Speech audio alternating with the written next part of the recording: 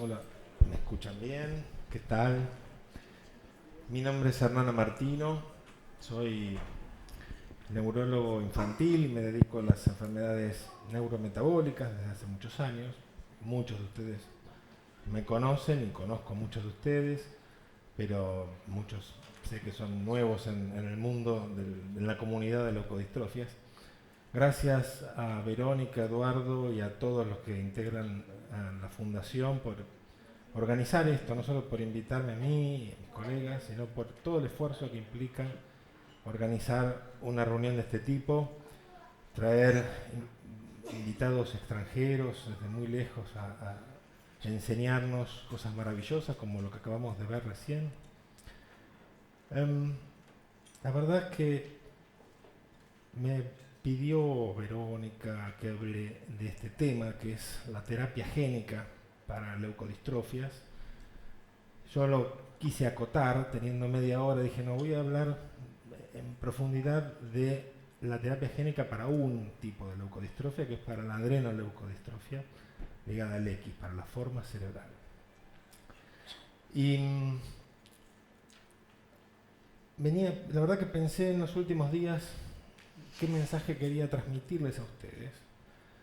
Ya he participado desde el primero de estos encuentros en varios, y son encuentros realmente muy movilizantes, donde se comparten no solo ciencia, información sobre las enfermedades, sino que por esta interacción de estar las familias aquí, se comparte mucha experiencia vivida, se hace mucha catarsis. A veces nos pasamos, en las primeras reuniones nos pasábamos mucho tiempo haciendo catarsis sobre experiencias que todos han pasado muy traumáticas.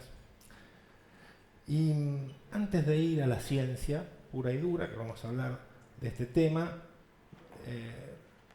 la verdad que quería decirles que también es bueno para nosotros los médicos hacer un poco de catarsis y contar nuestra propia relación con las leucodistrofias. Porque la verdad es muy significativo para mí hoy venir a hablar de algo como es la terapia génica para una enfermedad como la adrenoleucodistrofia, ya que cuando tuve mi primer encuentro con la adrenoleucodistrofia, esto no estaba en los planes de nadie, era ciencia ficción, era pensar en un futuro muy remoto. En el año 1995 yo era un residente de neurología infantil en el Hospital Garrahan, yo me estaba formando como neuropediatra y tuve mi primer encuentro con esta enfermedad a la cual les vengo dando pelea desde hace 25 años. Con el caso de Nicolás. Nicolás fue un niño que entró por la guardia del Garrahan con una descompensación aguda, que nadie entendía qué pasaba. Había hecho una convulsión, pero había quedado sin vista, y cuando hacemos la resonancia vemos una imagen de leucodistrofia. Nicolás además estaba haciendo una crisis de insuficiencia suprarrenal, tenía unas alteraciones en los electrolitos. Y me acuerdo para siempre, como tantas cosas que tengo imborrablemente grabadas en memoria, la situación de dar este diagnóstico a la familia, sobre todo al papá. El papá de Nicolás no lo he visto nunca más, pasó mucho tiempo, pero fue una de las situaciones más traumáticas de mi vida de médico joven, porque papá ya había perdido un hijo por esta enfermedad muchos años antes, y cuando se enteró que su hijo de 7 años u 8 años tenía la misma enfermedad, simplemente se desmoronó, como es lógico, y como sé que les ha pasado a muchos de ustedes. Y lamentablemente en estos 25 años que vengo luchando con la leucodistrofia, he seguido enfrentando esta situación. Y empecé con todo este speech porque me ha pasado lo mismo hace 4 días. Y eso me da mucha bronca. Estoy enojado porque hace 4 días en mi consultorio vuelvo a tener que encontrar una mamá que se desmorona ante un diagnóstico porque ya sabe lo que es la enfermedad.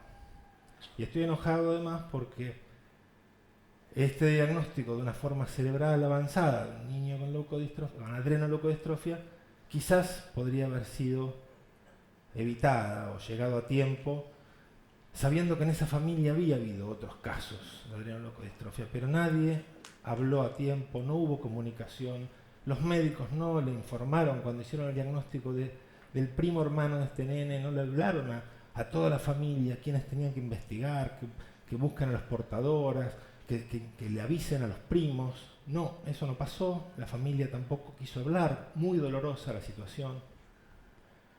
Y tengo a otro inocente de 9 años con una forma cerebral de adrenoleucodistrofia al que no le puedo ofrecer hoy ningún tratamiento, ni siquiera terapia génica ni nada que pueda detener esto, y una familia de nuevo destruida. Y no es gratis para nosotros los médicos. Tengo en 25 años la memoria de muchos Nicolás, bizantinos y francisquitos y Joaquines y Franco y Ezequiel y muchos nombres guardados en mi memoria, como sé que los tiene Norma, los tiene Nora y todos los que hacemos esto. Para nosotros ser médicos no es simplemente estudiar sobre genes, proteínas, sino que es compartir con ustedes la experiencia de transitar una enfermedad, y esta es una enfermedad horrible. Así que estamos en esta nueva... Quería empezar diciendo, antes de ponerme a hablar de tal gen, de tal cosa, decirles que para nosotros dedicar este domingo creemos que vale la pena porque es el momento de otro tipo de interacción donde podemos explicar cómo damos pelea nosotros. Hablar de terapia génica entonces es para mí una situación, digamos, de mucha esperanza. Yo no soy investigador básico como Orna, soy clínico, soy neuropediatra, me he formado en la clínica, pero me he transformado en un investigador clínico a la fuerza. La verdad, tuve que ponerme a investigar porque para las enfermedades a las que nos dedicamos no hay muchas opciones de tratamiento y tengo que ser el que se pone a buscar opciones. Y estoy haciendo varias investigaciones en enfermedades neurometabólicas desde el Hospital Austral y desde un centro que se llama Medeos. Varios de los resultados que van a saber ahora son semi-confidenciales. Yo les voy a mostrar lo mismo que mostré a médicos hace pocos meses, pero son estudios que todavía están en curso. De un laboratorio que se llama Bluebird Bio, que es el que está haciendo el ensayo de terapia génica para adrenoleucodistrofia. La adrenoleucodistrofia, muchos de aquí, levanten la mano quienes están relacionados a la adrenoleucodistrofia como leucodistrofia. Bueno, en realidad están, creo que, subrepresentados, por suerte hay mucha heterogeneidad de diagnósticos aquí, porque en realidad es la leucodistrofia más frecuente y una de las más conocidas. Tiene su propia película que todos conocen, aquella de Milagro para Lorenzo, la 6 de Lorenzo. Es una enfermedad genética, como todas estas, que tiene la peculiaridad de que tiene una herencia ligada al cromosoma X. La mutación, el gen que está mutado, está en el cromosoma X, que es uno de los cromosomas sexuales, de los cuales las mujeres diferencian nuestro fenotipo sexual, nuestro género. Mujeres tienen 2 cromosomas X, los varones un cromosoma X y uno Y. Por lo tanto, el tipo de herencia de estas enfermedades hace que las mujeres suelan ser portadoras generalmente asintomáticas, en este caso con pocos síntomas, pueden tener algunos síntomas en la adultez, pero los que tienen mayor afectación, los que tienen más síntomas son los varones. ¿Por qué? Porque si su único cromosoma X tiene la mutación en el gen ABCD1, no hay otro cromosoma X al lado que pueda producir la proteína, porque hay un cromosoma diferente, que es el Y. En cambio, las mujeres, si tienen un gen mutado, pueden suplirlo con la formación de la proteína por su otro cromosoma X. ¿Se entiende? El gen entonces es el ABCD1, es un gen que, como venimos explicando en todo el día, esta clase magistral que dio la doctora Orna de biología molecular, este gen forma una proteína. Esta proteína lo que hace es, tiene un rol transportador de ácidos grasos dentro del peroxisoma. El peroxisoma dentro de una célula es una pequeña organela que cumple varias funciones, ¿sí? Y la proteína se llama ALDP. Lo que hace es transportar estas grasas, estos lípidos, adentro del peroxisoma para que se puedan degradar. Como no ocurre esto porque la proteína no está, estos lípidos, que son ácidos grasos de cadena muy larga, se acumulan, ¿sí? Y son los marcadores, estos ácidos grasos de cadena muy larga, son los marcadores de la enfermedad, los que permiten el diagnóstico bioquímico, los varones, de la adrenoleucodistrofia. Cuando, por mecanismos que no quedan muy claros, cuando se acumulan estos ácidos grasos, puede pasar varias cosas en el sistema nervioso central, tanto en el cerebro como en la médula, y también en otras glándulas, como las glándulas suprarrenales, que forman corticoides, que forman hormonas que regulan los corticoides. ¿Cuánto afecta a la población esta enfermedad? Se cree que 1 en 17.000 personas o 1 en 21.000 varones, 1 en 17 a 21.000 varones, y tiene algo muy especial esta enfermedad. Si hablamos de, no sé, de otras leucodistrofias, si bien hay variaciones, hay formas más severas o más leves, todos tienen en común la leucodistrofia, la afectación de la sustancia blanca, pero tener esta enfermedad genética no necesariamente implica tener una leucodistrofia. Se llama adrenoleucodistrofia ligada al X, pero en realidad más de la mitad de los pacientes no tienen leucodistrofia, tienen otros problemas quizás. Esto se explica, es muy variable, y se explica entonces que haya distintos fenotipos o formas de presentación. Todos tienen la enfermedad, pero hay pacientes que tienen la enfermedad con los ácidos grasos elevados, con la mutación genética, pero no tienen ningún síntoma y pueden ser asintomáticos por muchos años. Hay pacientes que solo tienen el problema hormonal, la deficiencia de la hormona, la insuficiencia suprarrenal, que se llama síndrome de Addison, y pueden tener solo eso, o lo pueden tener asociado a otras manifestaciones neurológicas, pero pueden ser solo Addison. Aproximadamente el 10% están en esa categoría. La forma en realidad neurológica más frecuente no es la leucodistrofia, que es la más grave, pero no la más frecuente, sino la AMN, que quiere decir adrenomieloneuropatía. La adrenomieloneuropatía es una afectación de la médula espinal, es la prolongación del cerebro hacia los nervios que van a darnos la motricidad en los músculos y que va a recibir además la información de nuestra sensibilidad. En la médula hay una alteración en los axones muy lenta, muy crónica, que lleva a una disfunción donde hay problemas para caminar. Empieza a haber espasticidad que se instala en años, es más crónica, y ahí después puede haber problemas de sensibilidad, problemas de control esfinteriano. Es un problema de la médula y es crónico y no es tan dramáticamente severo como es la forma cerebral, que es la leucodistrofia, y que todos conocemos por lo dramático que es. Hay formas infantiles, juveniles, también formas del adulto cerebrales que son más raras. Pero la forma cerebral infantil es la que da lugar a 30, 35, 40% de los casos de leucodistrofia, y son en general situaciones donde un niño es aparentemente sano por años, hasta en promedio la edad del inicio escolar, 5, 6, 7, 8 años, 9, donde empieza a tener algunos problemas que ahora vamos a ver. Después creo que en la charla de Patricia se van a hablar más de temas clínicos, pero yo los voy a mencionar brevemente. 35-40% de los niños con adrenoleucodistrofia tienen la forma cerebral.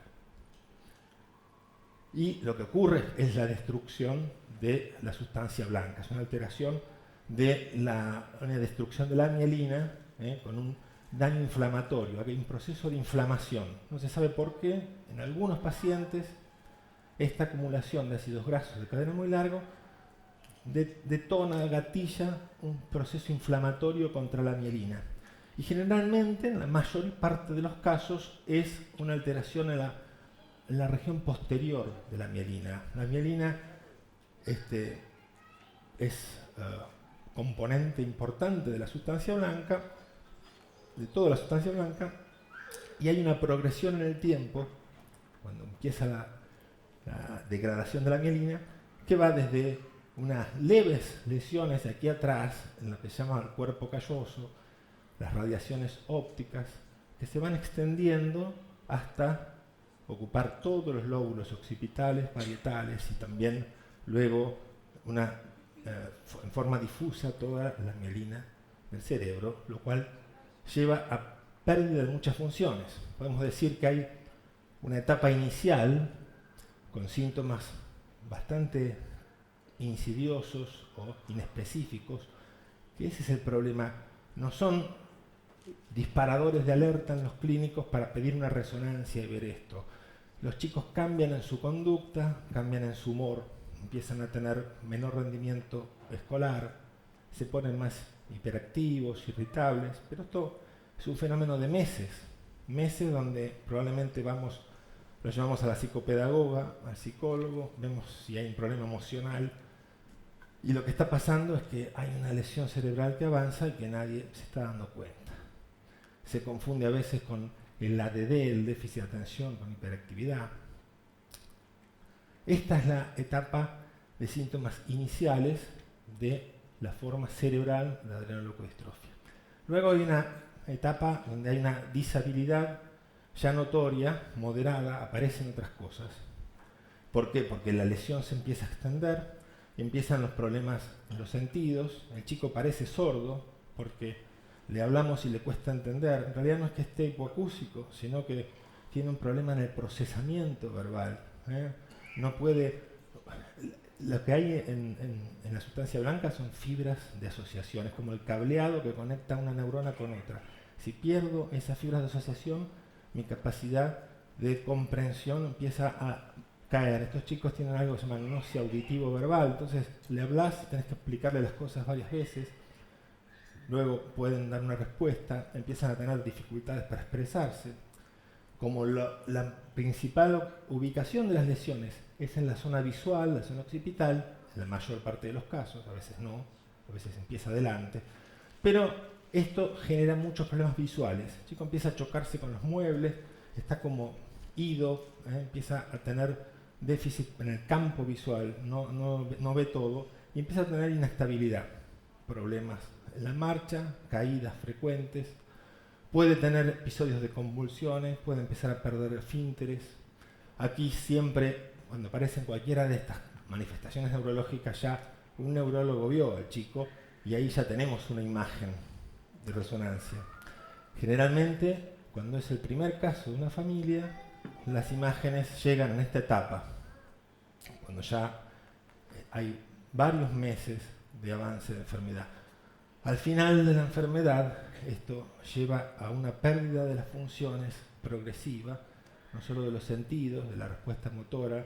Los chicos quedan postrados porque pierden la fuerza, entonces van a la silla de ruedas, tienen espasticidad, pueden tener convulsiones, problemas para deglutir, y es el estadio final de una enfermedad muy dramática y grave. Esto puede llevar meses, en formas muy agresivas, solo meses, o puede llevar años. La cuestión es que una vez que empieza este proceso de desmineralización, es una carrera contra el tiempo. Los tiempos corren. Acá, esto es lo que torna dramática a esta enfermedad. Si queremos hacer algo que impida que esto siga avanzando, y sabemos que algo podemos hacer, tenemos que llegar a tiempo. ¿Por qué? Porque aquí todavía estamos a tiempo, pero a partir de aquí ya estamos tarde para modificar el pronóstico. Lo que tenemos para ofrecer es darle células que formen esta proteína, células que vamos a trasplantar o de otra persona compatible, o en el caso de la terapia génica, que les voy a explicar, células de ellos mismos transformadas. En ambos casos es un trasplante de células pluripotenciales, células madre, que tenemos en las médulas óseas, pero que van a aportar esta proteína que falta, con este gen sano, para que frene este proceso. Sabemos que si lo hacemos a tiempo y el trasplante funciona, que es un procedimiento no exento de riesgos, un procedimiento complejo, podemos frenar dentro del año y medio post-trasplante, podemos frenar este proceso. Pero si llegamos cuando ya ha avanzado mucho la lesión, está estudiado que difícilmente podamos frenar el proceso y que tengamos peor pronóstico, con aceleración de la enfermedad y alta posibilidad de muerte post-trasplante. Entonces, si bien se puede trasplantar en cualquier momento, sabemos claramente que vamos a lograr un beneficio para el paciente si llegamos temprano, si no, probablemente no podamos hacer nada.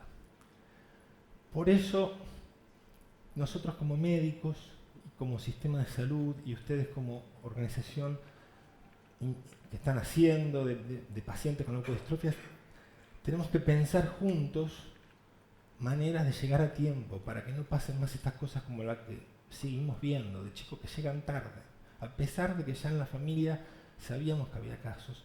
Y para eso tenemos que aprovechar que esta, a diferencia de otras enfermedades de herencia recesiva, esta es una enfermedad ligada al X, donde es fácil trazar los riesgos de heredabilidad. Si yo encuentro un paciente, yo puedo saber que probablemente haya en esa familia muchos otros pacientes que quizás no tengan formas cerebrales, que tengan adrenomielineuropatía o Addison, que todavía no lo sepan, y sobre todo que hay muchas mujeres portadoras, jovencitas, niñas, todavía mujeres adultas en edad fértil, que pueden llegar a tener hijos con esta enfermedad. Y no saberlo es un pecado. Es una obligación moral para nosotros trabajar en esto.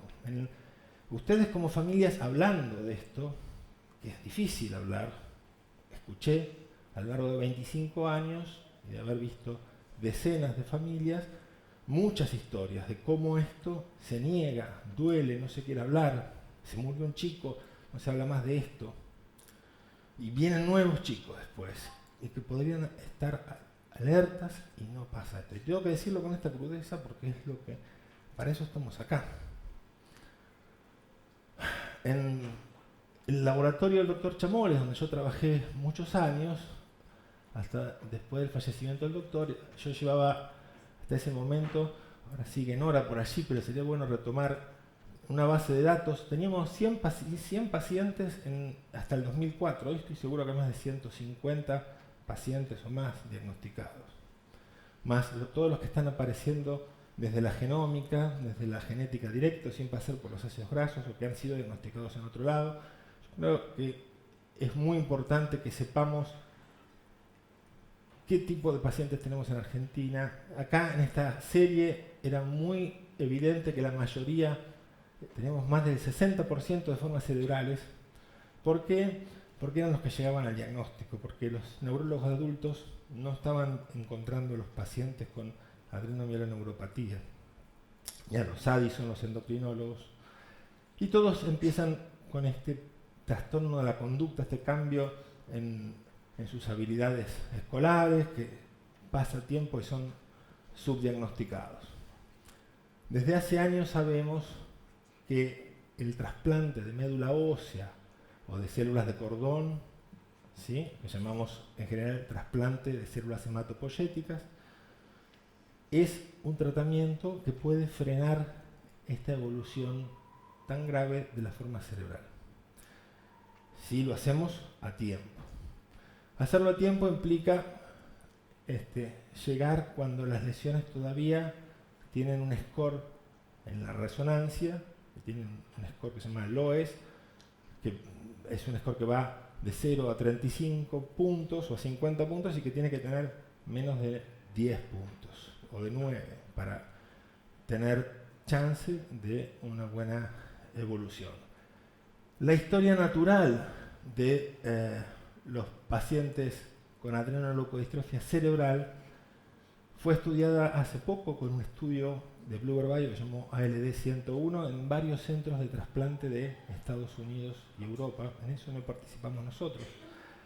Minnesota, Boston, París, en fin, y vieron que esta es, si al momento cero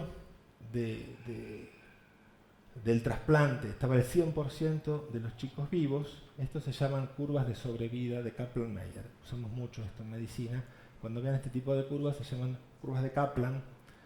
Y lo que vamos viendo es qué porcentaje quedan vivos en este lapso de tiempo. Esto es en meses. Entonces, en 120 meses, es decir, 10 años, la sobrevida es de un 50% en general y libre de manifestaciones mayores, neurológicas, que es digamos, lo que queremos ver no solo cuántos sobreviven, sino cuántos sobreviven dignamente, sin lo que llamamos disabilidades funcionales mayores, que son estas 6 situaciones clínicas: ceguera, pérdida total de comunicación, alimentación por gastrostomía, postración, no movimientos voluntarios o incontinencia. Estos 6 ítems los llamamos disfunción neurológica mayor y lo vamos a usar ahora para entender este estudio y evaluar la eficacia de este tratamiento como un indicador. Queremos saber cuántos pacientes desarrollan estos problemas después del tratamiento. Estos 6 síntomas severos son los que comprometen el autovalimiento y la calidad de vida. Y vemos que cuando no son tratados los pacientes, este es el pronóstico en una corte de 72 pacientes. En cambio, cuando son tratados con un trasplante común, alogénico, o sea que es de otra persona compatible, tenemos que encontrarla, tenemos que encontrar el donante. En el primer mundo es mucho más rápido encontrar un donante compatible. Aquí a veces tenemos tiempos de 5, 6, 7 meses, donde en una enfermedad como esta es una eternidad. Vemos que en los pacientes que tienen el trasplante en una etapa temprana de la enfermedad, todo quiere decir que el score ese de la resonancia es menor de 9, que no hay manifestaciones neurológicas mayores, o si hay una sola de esas 6, y que tienen gadolinio, el contraste la sustancia de contraste de la resonancia positiva, la sobrevida a los 60 meses es muy buena en general y es relativamente buena, libre, lo azul es libre de problemas neurológicos mayores, más de 80%. Mientras que si trasplantamos al chico con una etapa más avanzada, con un score más de 9 en la resonancia, cambia dramáticamente, cambia mucho el pronóstico. Los pacientes pueden sobrevivir, de hecho a 60 meses hay más del 80% de sobrevida, pero es ínfimo el porcentaje de pacientes que no tienen estos problemas mayores neurológicos. ¿Se entiende? Y el otro tema de los trasplantes son las complicaciones.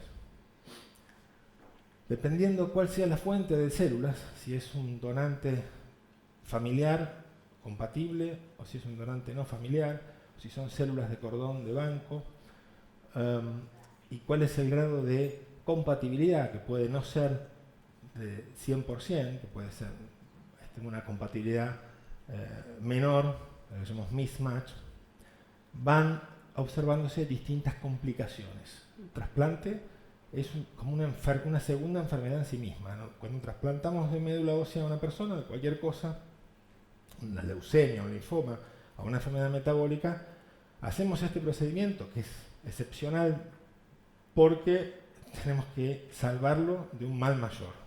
Pero no es que sea un procedimiento simple, le estamos poniendo para siempre células de otra persona y volvemos loco al sistema inmunológico. El sistema inmunológico es todo un sistema, un aparato, un complejo aparato que determina qué es propio y qué es ajeno en la biología humana.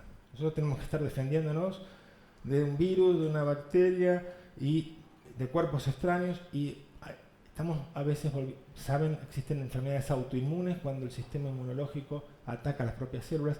Imagínense poner las propias células de la inmunidad de otra persona en el cuerpo de una persona. Ocurre algo muy curioso, que es que las células que ponemos, las células trasplantadas, el trasplante, el injerto, empieza a atacar al huésped, al que lo recibió.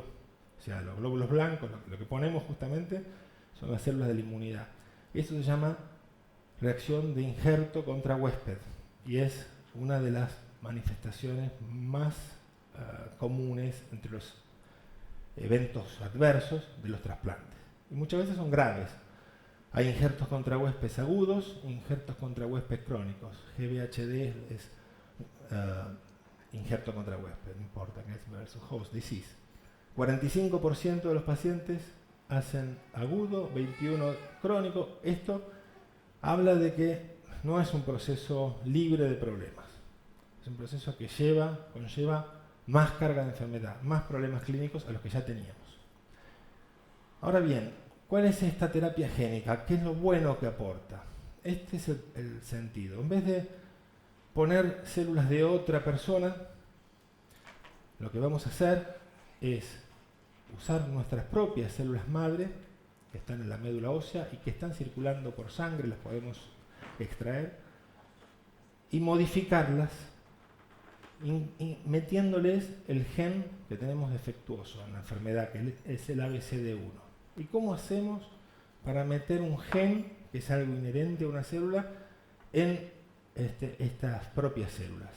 Usamos como aliado, como herramienta, a un derivado de un virus, o un virus que llamamos vector. En terapia génica nos valemos de los virus que tienen por sí mismos, para infectarnos, la capacidad de meter su propio ADN dentro de las células que infectan. En este caso le quitamos al virus el poder infectante. Los virus son simplemente, no son ni células, no se sabe si son seres vivos o no, son simplemente proteínas y ADN, pero necesitan de las células de otro para poder replicarse. Lo que hacemos es quitarle el poder infectante, replicante, ponerle el ADN que yo quiero ponerle, en este caso el gen, y ver si puede infectar a mis propias células madre para retrasplantármelas. ¿Se entendió ese concepto? Esto es lo que hace, este es el modelo de terapia génica que se llama ex vivo, porque nosotros usamos la transfección, usamos el vector viral fuera del cuerpo y volvemos a poner las células transfectadas.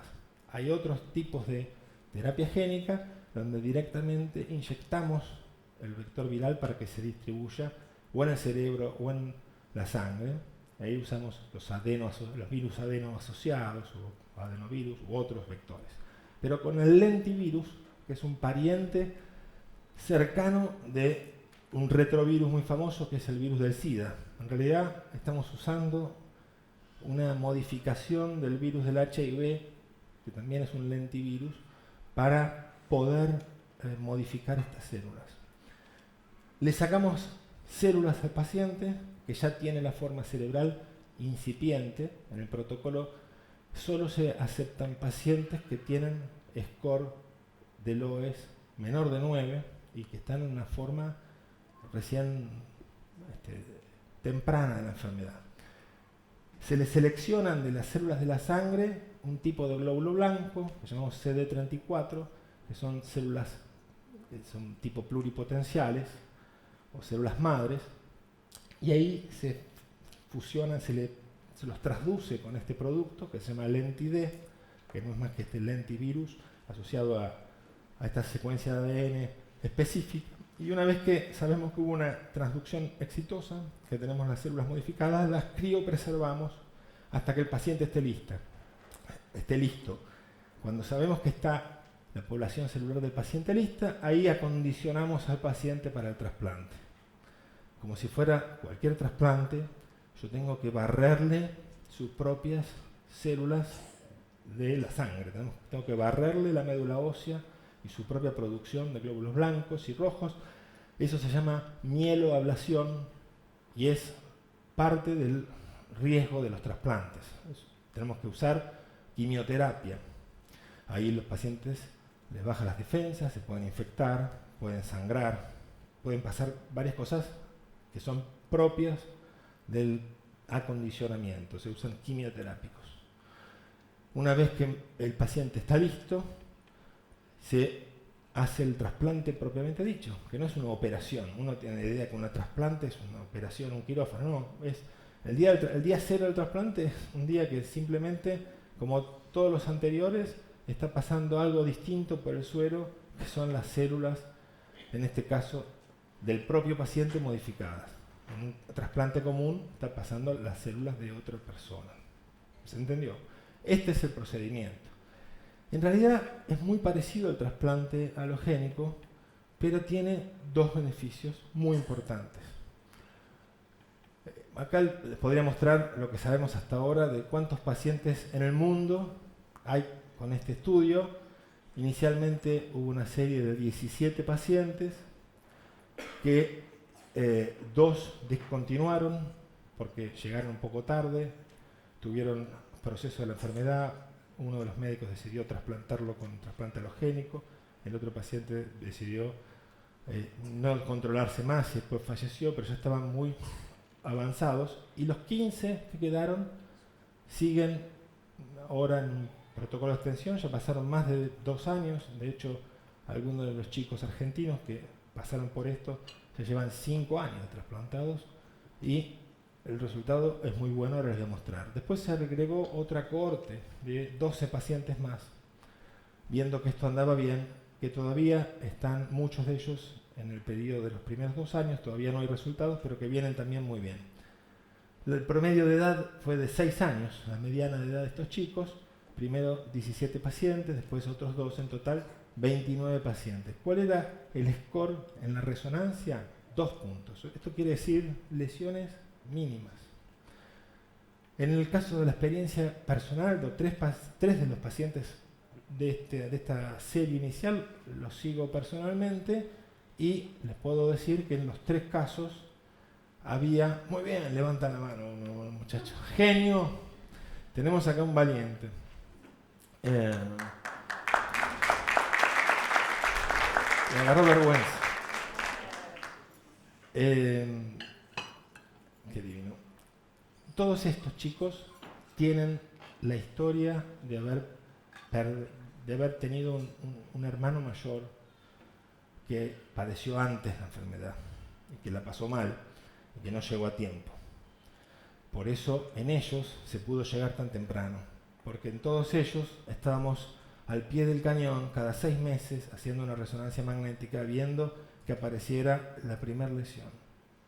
Y así es como Lucio, uno de los niños, cuyo hermanito en ese momento estaba postrado, muy grave en la casa, llegó con un LOES de 1, apenas tenía un pequeño puntito, y gracias a Patricia Mussolini, una médica argentina que está en Boston y que hizo muchísimo para traer esto de Argentina, llegamos en una etapa súper... Acá viene un valiente, aunque sea de River, ese es el único problema que tiene.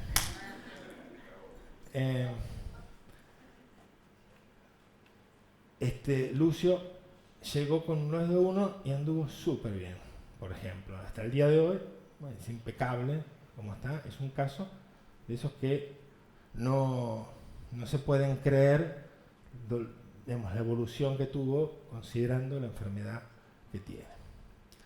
Bueno, no voy a entrar en estos detalles de cómo se evaluó la eficacia, simplemente decirles esto, de 15 de los primeros 17 está muy bien.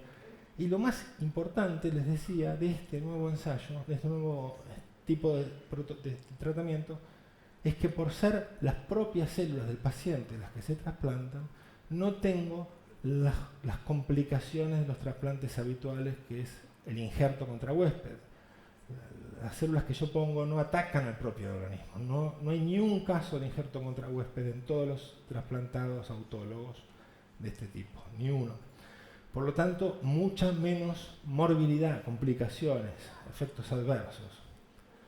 Y la otra ventaja de este estudio, esto por ejemplo, no hubo ninguna falla en engraftment. Este es otro problema que puede haber en los trasplantes, que es que no cuaje, que no pegue. uno pone estas células y no sobreviven en el nuevo cuerpo, tengo que hacer un segundo trasplante a veces. Pero no hubo ninguno de esos problemas. Las otras cosas que son, digamos, de mucha atención en un tratamiento tan nuevo es si estos virus, o virus atenuados o virus modificados, no se van de mambo en su replicación, o no generan replicaciones clonales, o no activamos genes que estaban dormidos y hacemos oncogénesis y pueden aparecer tumores o malignidades de la sangre. Eso es lo que conlleva el riesgo a largo plazo de estas terapias y por lo que, por ejemplo, en estos estudios estamos comprometidos, el investigador y los pacientes, a un seguimiento de 15 años, cosa que en los estudios clínicos en general es irrisorio, ninguno dura más de 3, 4 años como mucho. Hoy la doctora Adamo explicaba las fases de la investigación clínica. Para este tipo de enfermedad, por ejemplo, este es un fase 2-3. Lo que pasa en las enfermedades huérfanas es que como tenemos tanta premura por encontrar un tratamiento, achicamos las fases. Hacemos un fase 1 o 2 a veces, y después un fase 3, o un fase 1 y después un 2-3, y la cantidad de pacientes son menos, y digamos, los tiempos de aprobación de los organismos son también más rápidos. La mayor parte de los eventos adversos fueron relacionados a la quimioterapia antes del trasplante, que tiene que ver con estomatitis, o sea, úlceras en la boca, o que tuvo fiebre con glóbulos blancos bajos, o vómitos, o menos apetito, sangrado de nariz. Esto ya salió hace 2 años, publicado en New England, que es una super revista de medicina donde se ponen los grandes avances, como la primer terapia génica con trasplante de células madres para la adrenoleucoestrofia cerebral. Esto salió hace 2 años. ¿Qué pasó con estas escalas de discapacidad?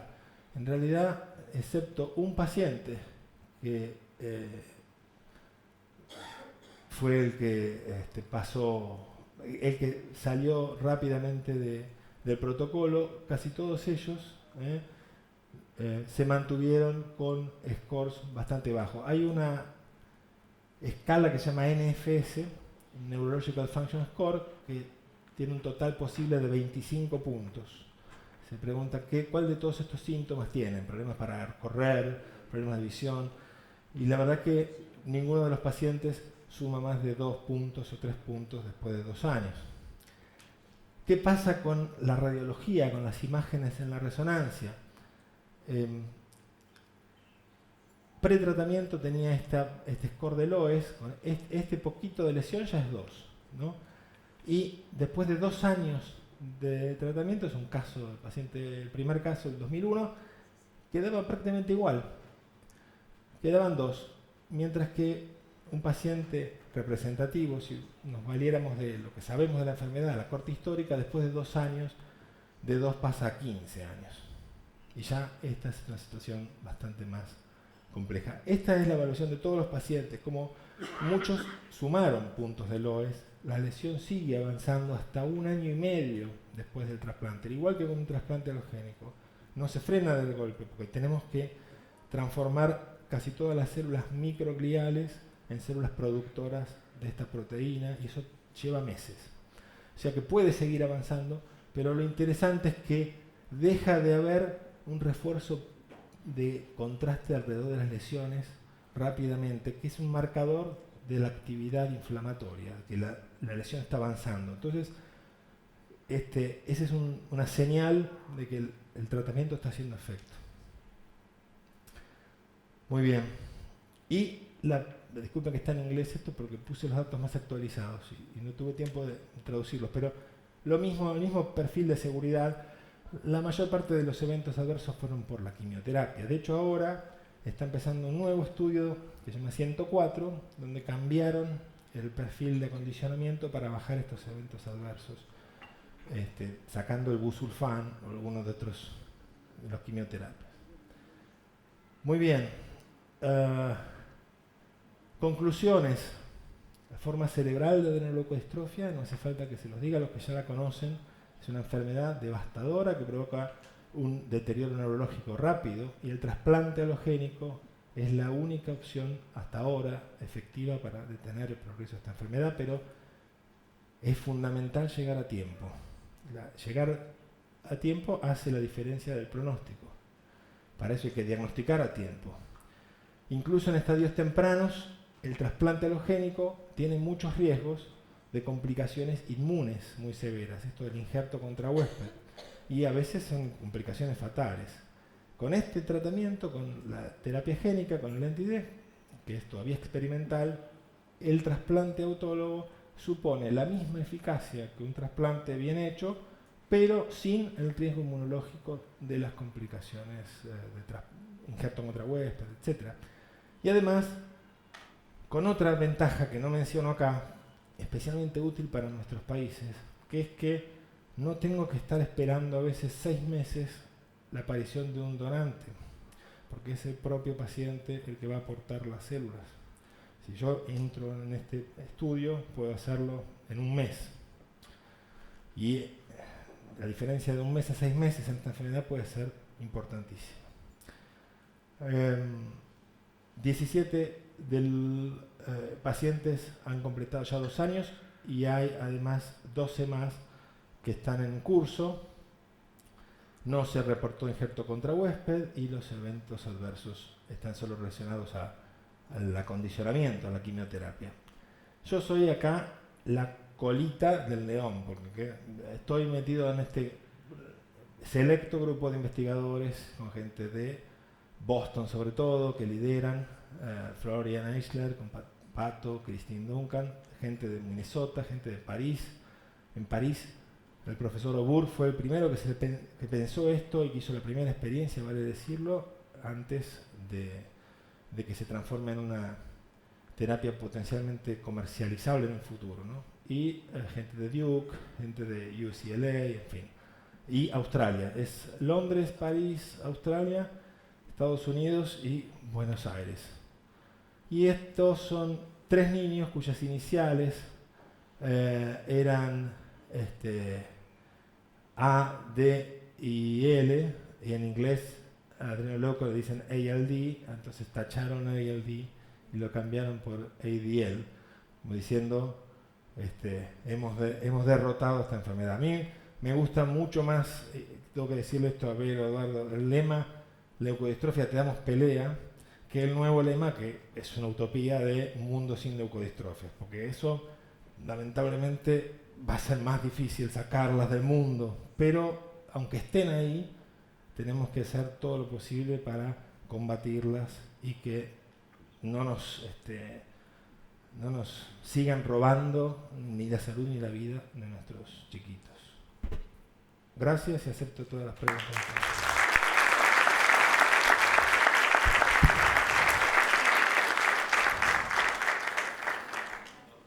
Sí.